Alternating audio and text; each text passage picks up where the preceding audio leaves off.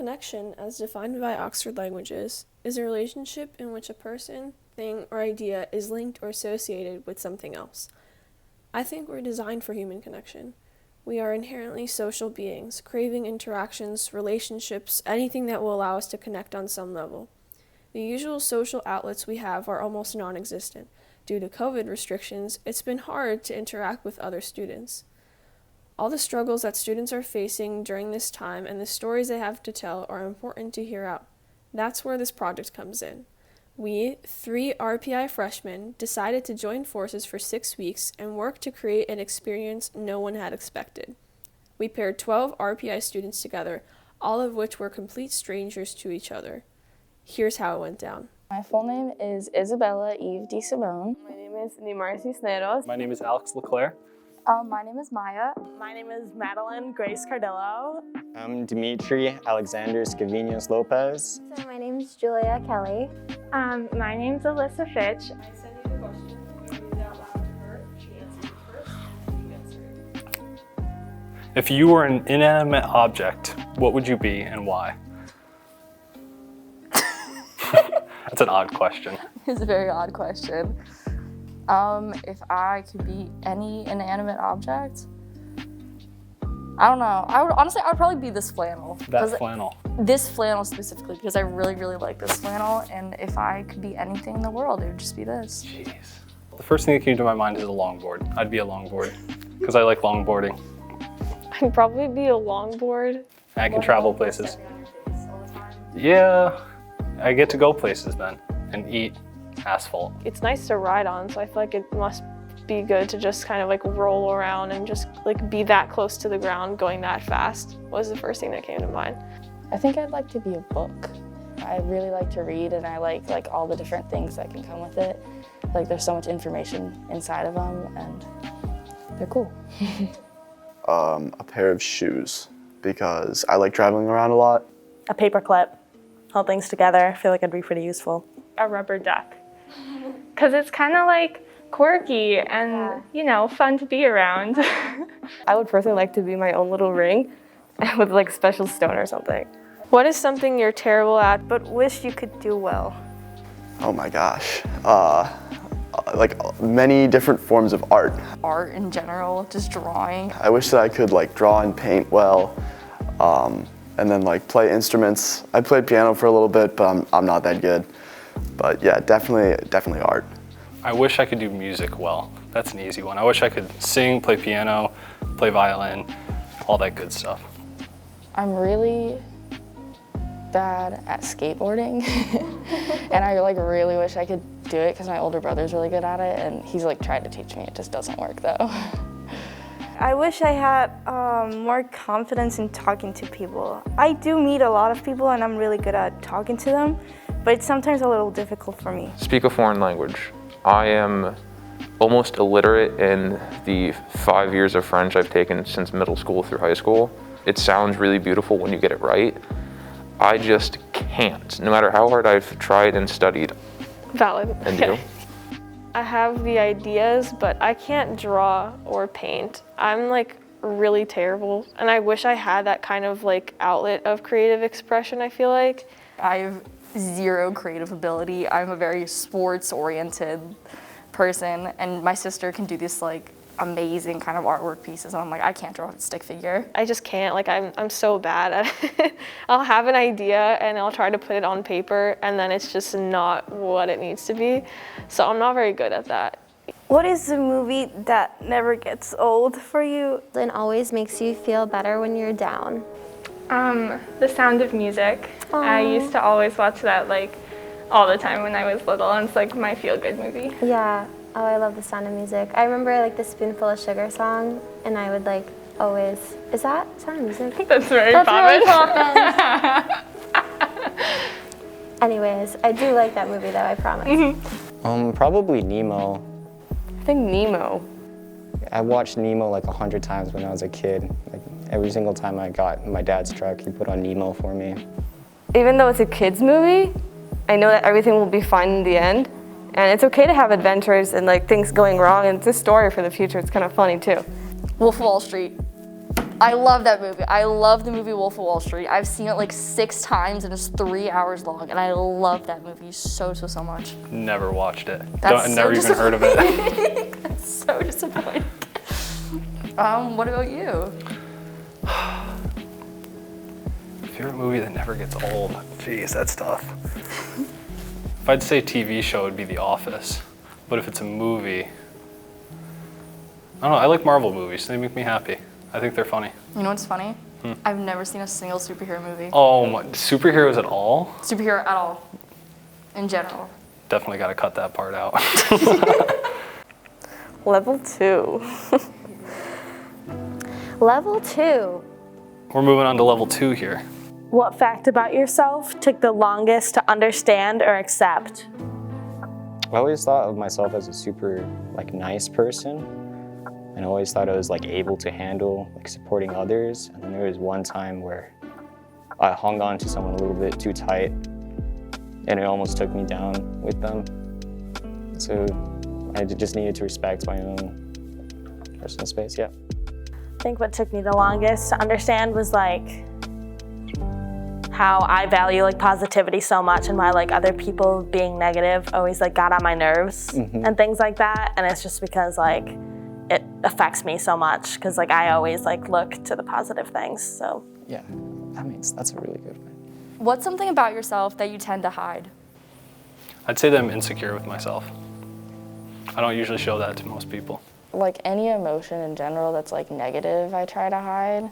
I would honestly say probably how little confidence I truly have. I like to come off as a very outgoing person, but sometimes I'm just kind of let's take it down a notch.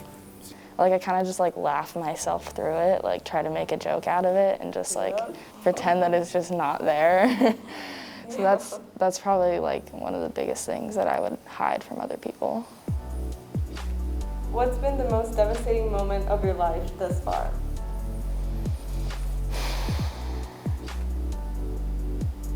Of my whole life. Probably my parents getting divorced. That was not the easiest thing I've ever been through. The first moment that comes to mind is back in middle school when I realized that I was pretty much faking my entire life. And it made me do a full 180. And basically I was depressed for a solid year, clinically depressed. That sucked.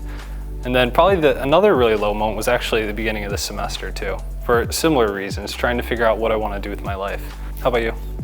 One of the worst moments has been me coming out to my mom as bisexual, and she really was just not having it. She was not very supportive. She wasn't necessarily I get out of my house, I don't support you, but you're not really gay. No, you're not like that. You're not really like that. So that was kind of tough to deal with. How is your semester really going? I'm transferring. I'm not coming back next semester. Really? Where are you transferring? To a community college. I am spending the rest of my year at a community college and working, and then next year I'm going to probably go to University of Pittsburgh. That's cool. Why is that? I don't like RPI. Can we put this in the thing? It doesn't matter. I said something very similar.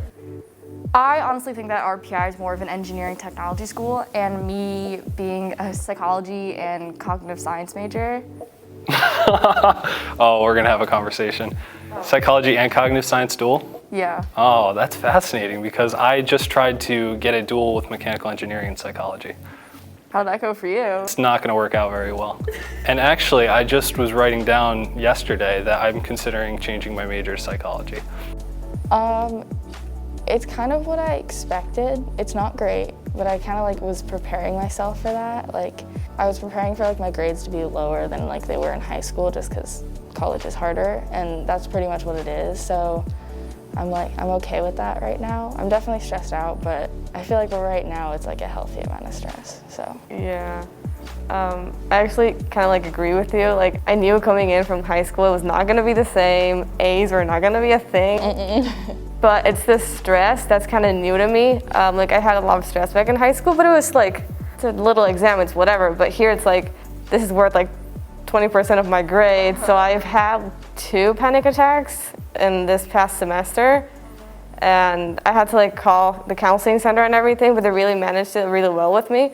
And that was like in the first 2 exams, which was horrible. But now I'm doing fine. I kind of changed my perspective on like what exams actually matter. So I think that's kind of good I went through that and got better. Improvement, how to deal with stress, definitely important thing in college. How is your semester really going? And by really, it's really. Wow. I was hoping he would forget to ask this question.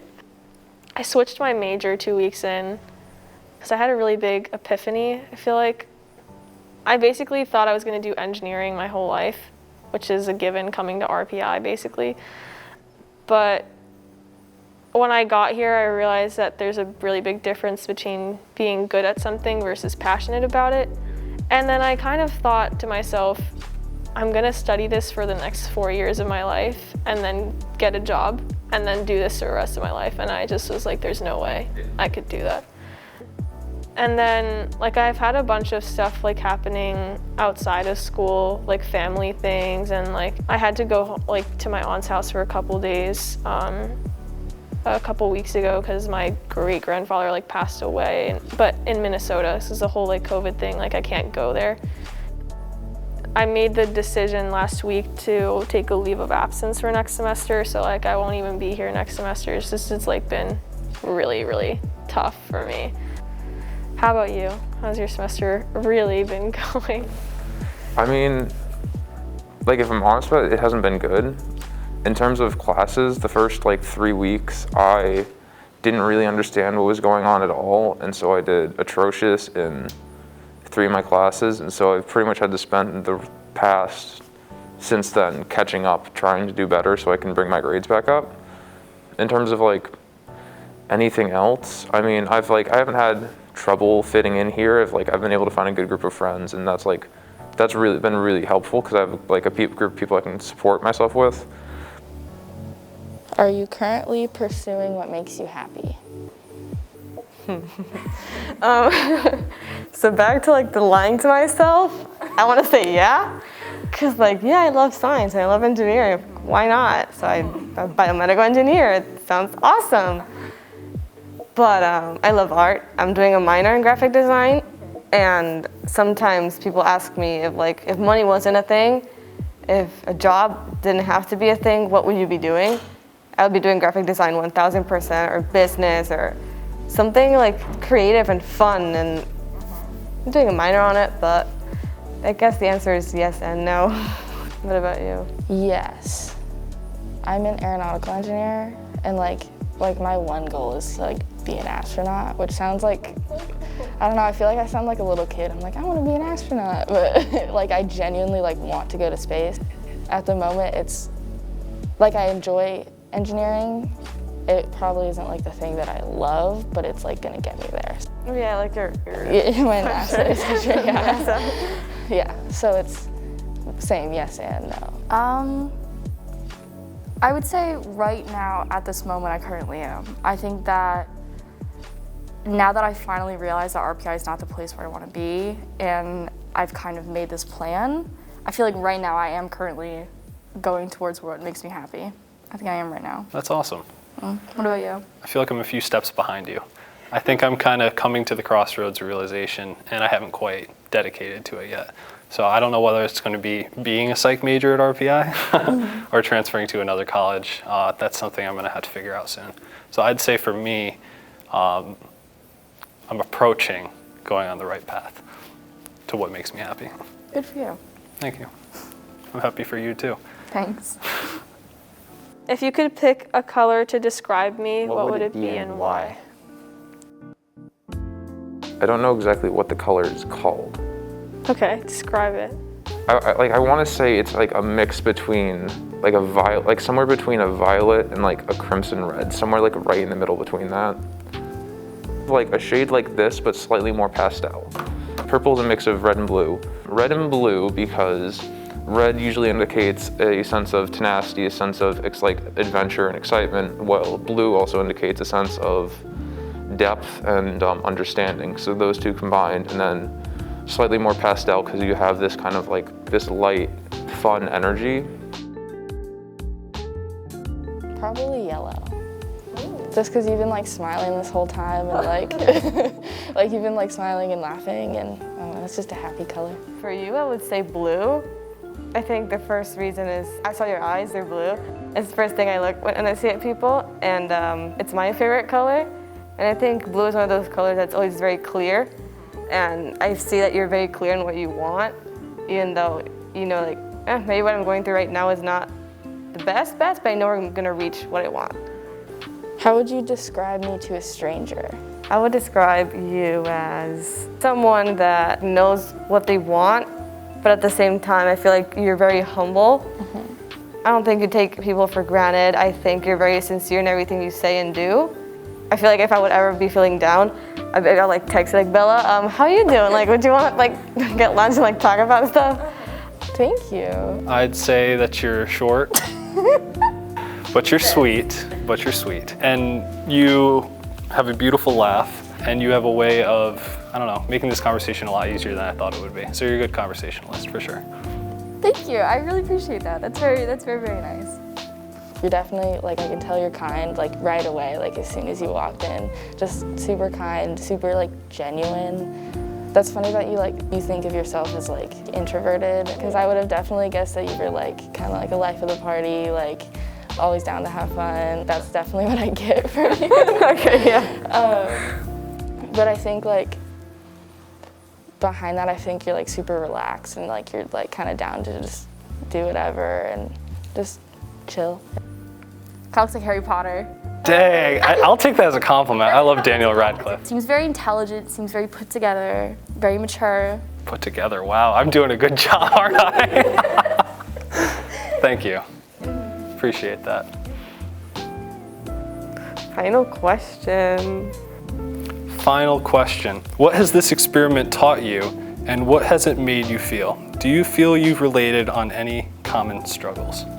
Yeah, I think that we definitely connected on a bunch of different things, which was, I really like this. I think this was really interesting.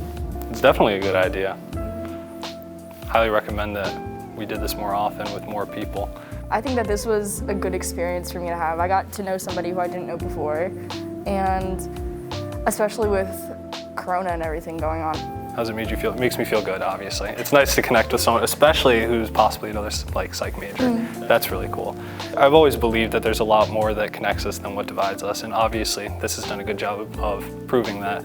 I feel like everyone can find some common ground, like pretty much no matter who you are. But yeah, I kind of learned that even though we don't necessarily are identical, even though we can just talk about each other, and it instantly makes us feel more close to each other. I think I got to know myself too a bit more. Yeah, made me answer honestly to a lot of those questions.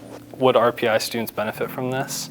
I definitely think so, especially like you said during Corona, because one thing, not to totally diss RPI, that they haven't done great at is allowing for community and for people to actually like grow together. It's one thing to talk on Discord, but it's another thing to sit down and talk, as clearly seen here. We're at like an engineering college, and generally engineers are very awkward and don't socialize as much. It's hard right now in a pandemic because there was a lot of social events that didn't happen that would give people an excuse to go out and meet people. But like a lot of people here like won't go out on their own and do it. So like something like this would like give them an opportunity to go out and meet people in like a way that's like structured so that it's less scary and be like, oh, like what if I don't know like what to say or like what to talk about? Like you're given what to talk about. So it's very interesting to get to meet you in these like easy, intermediate, and hard questions. I feel like it's like a highway to like friendship. Yeah. It was very cool, and yeah, I'm really happy I said yes to this. Right? Me too. And cut.